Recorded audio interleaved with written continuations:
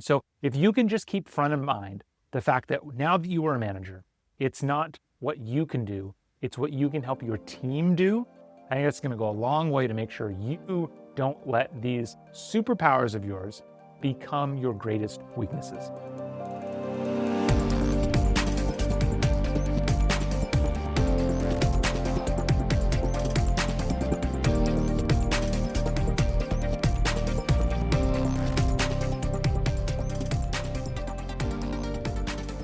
Almost no one agrees with me on this, but I think that engineers have it in them to be the very best leaders and managers in an organization. However, if that's true, why do so many of them fail at it? I've been in some amazing organizations, worked with some amazing engineers. Some of them do great, but very often they fail. That's the problem I want to dive into today. Hi, if this is your first time on the show, my name is Matt Jertson. I am a former Air Force instructor pilot, former head of training and development at SpaceX, and now I run my own company called Better Everyday Studios, where we work with organizations to help their great engineers and technical individual contributors become great people managers. It's funny, that tagline that I just said, often I simplify it when I'm talking about Better Everyday Studios. And I just say, we help great engineers become great managers. And every time I say that, I get the same kind of reaction. I get a lot of groans. I get a lot of people from HR teams going, oh, right? So there's definitely this feel that generally engineers aren't going to be the best people managers. And I understand where that's coming from. I totally do, because I see it all the time. But I actually think engineers have some incredible superpowers that, if harnessed correctly, could make them fantastic managers. And so in the conversation today, we're going to break down into three parts. We're going to first talk about what those superpowers are. We're then going to talk about why those superpowers often become weaknesses. And then finally, we'll talk about the solution of how do you make sure that switch doesn't happen. What are their superpowers? I think there are three major superpowers that engineers have that will make them tremendous people managers. First, they have technical credibility. Their team will actually respect them based on the merits of the work that they have seen them do, right? It's very true. I was a pilot, and pilots, we naturally come up from you start out your co-pilot, and then you're an aircraft commander, and then you're an instructor pilot. So you just naturally move forward. And then at some point along the way, as you're moving forward as a pilot, there's this parallel track of leadership as an officer. And so you're kind of advancing forward. And I can tell you with 100% certainty that there was judgment there, right? If you weren't known as a great pilot, I'm going to question you a little bit more as leader. It doesn't mean they completely match. Somebody's a great leader, they're a great leader. But there was definitely some tension there. And if somebody can't fly, then it'd be really weird if you're leading a flying organization. That wouldn't happen in the military. And I think the same thing is true in organizations. If I'm on an engineering team, if we're doing some kind of analysis, and it's not that I necessarily expect you to be able to do everything, but especially at lower levels of leadership, if you have technical competence where you can really talk and teach some of the people on your team, there's going to be that higher level of respect. So the first superpower is that technical credibility. The second superpower is that engineers just naturally make very data-driven decisions. They don't necessarily get as swayed by emotion. They're not worried about, they can kind of block out personal differences, and they just say, okay, what does the data tell us? Let's make a good decision. I have seen firsthand engineers just yelling at each other about a problem, right? There's a problem, and they're just going at it. They're in a meeting room, voices are raised, tensions are raised, and then they come to an agreement, they leave the room, and they're best friends. And the reason that can happen is because they're able to separate the people stuff and the data stuff. We're having this data discussion. We're not going to focus on whatever else we think about each other, whether we like each other or we don't. Tremendous superpower to have for leaders to make those data-driven decisions. And then the third superpower is very often engineers kind of, as part of engineering, You learn to think in systems. You learn to think about complex ideas and complex systems and how all the different pieces interrelate to one another.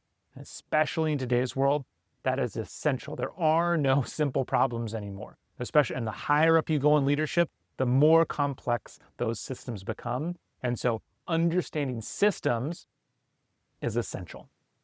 So those are the superpowers. How do those become weaknesses? So number one, the technical credibility, that can become, or technical excellence, that can become avoidance, right? In the Air Force, I say this a lot. I'm sorry if you've heard me say it before, but very often we always talk about how every leader is trying to do their last job, right? Every group commander is trying to be a squadron commander. Every wing commander is trying to be a group commander. And it's natural because it's comfortable, right? You knew your old job and now you're in an old job that you don't know. So I'm going to flee this uncertainty of this new job and go back to what I do know, which is that last thing. And so when an engineer becomes a manager, it's very easy for them to just focus in on the technical aspects of the job when there's any uncertainty if I'm not sure what I should be doing from a leadership role. So I'm just not going to do the leadership stuff. And instead, I'm going to focus on the technical stuff. That's bad, because they're not being a leader. Their job, sometimes they might still have individual contributor duties that they need to do, but if they're doing it at the expense of their manager duties, that's when it becomes a problem. The second superpower, the fact that they're data-driven, can sometimes mean they ignore the human side of problems, right? As a manager, you now need to deal with some of those people problems, and you're so focused on the data, on the technical stuff, if you're not keeping track of the emotions of your team, the well-being of your team, are there disagreements between these people? Are they able to work together? That can cause problems, because keeping track of that now is your responsibility as a people manager. And so if you don't focus on that, then these tensions, they go unresolved, they grow bigger and bigger, and the people problems in your team will quickly bubble up into something that you're no longer able to handle. And now you have to run to HR because you have an employee relations issue. And now that's bad because you're taxing them and you're causing a whole big thing where if you were doing your job as a people manager, you could have solved it when it was much smaller. And so if you aren't handling that, if you're completely ignoring the people side of things, the emotional side of things, that's going to be a problem. And then the third thing, this power of being able to think in systems, engineers can think all these amazing things. They're usually the best engineers that get promoted. And what can happen is now they're used to understanding stuff, but now they're responsible for explaining that stuff to other people. And that can cause some frustration, right? They become frustrated that the people below them don't understand the things they do or don't understand it as quickly as they do. And this is where we start to lean into things like micromanagement, where you say like, oh, you don't get it, I'll just do it myself. I'll just take it on. They keep taking on more and more of these duties. And that's when we get burnout, right? When the manager's just like, oh gosh, I can't do this anymore. This is impossible. And the reason is because that, it's a process where they start by trying to explain things to people. The people don't get it. They get frustrated. So they do it themselves and then they get burnt out. That's a major problem. So we have these three weaknesses. How do we make sure that doesn't happen? I think there's a couple different things we need to talk about. We need to talk about it first from the company perspective and the HR perspective, and then we need to talk about it from the individual manager perspective. So from the company perspective, the first thing you have to do is make sure you're looking for the right traits in leaders.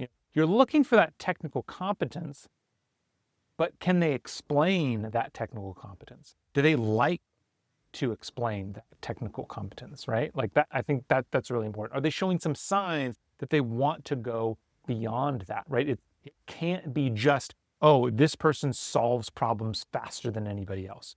That's a start, that's important, but that's not what you need them to be doing. And so I think just making sure you're thinking about the traits that you're looking for when you're considering promoting somebody to people manager, and making sure you're not purely saying, oh, they're the best engineer, so let's promote them. You need to think about those other things as well. The second thing that a company needs to do, quite simply, this is what I live and breathe every day. They need to give people support when they make that transition.